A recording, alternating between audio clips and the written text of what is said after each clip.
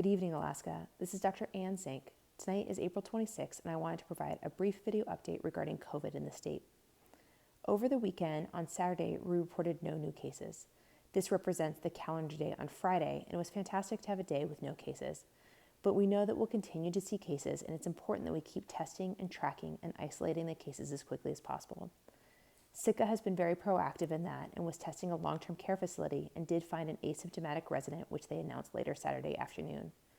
That case, as well as a case from North Pole, are reflected in today's counts, where we have 2 additional cases to report.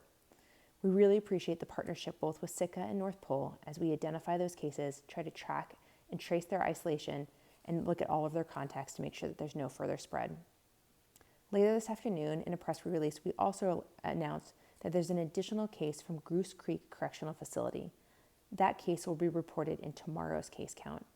We really appreciate the hard work of the epidemiology team, the Department of Corrections, as well as the public health nursing, who was able to screen and test all inmates related to this case today, and we are running those on the machine tonight and tomorrow morning.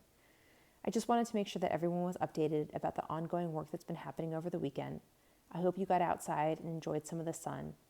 I also hope that you remember that as we start to open things up and limit some of the community mitigation, that you take the personal responsibility to stepping up the personal as well as the environmental mitigation.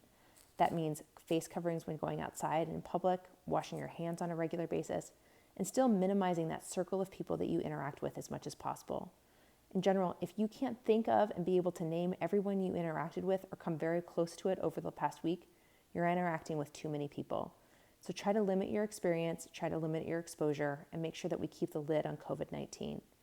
It's really important that we find ways to be resilient, not just resist this disease, as we know it's around the world and we need to find new ways to find a new normal together. Take care of each other, and we'll have more tomorrow.